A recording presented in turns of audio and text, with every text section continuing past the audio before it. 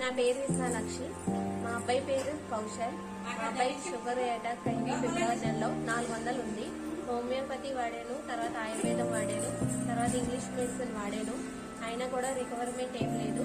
నేను I coffee గురించి నాకు సురేఖ గారు చెప్పారు. అది నేను ప్రోడక్ట్ తీసుకుని 10 days లో మా అబ్బాయికి కొంచెం నార్మల్కి వచ్చింది. ఇదే కంటిన్యూ చేద్దామని ప్రోడక్ట్ తీసుకున్నాను.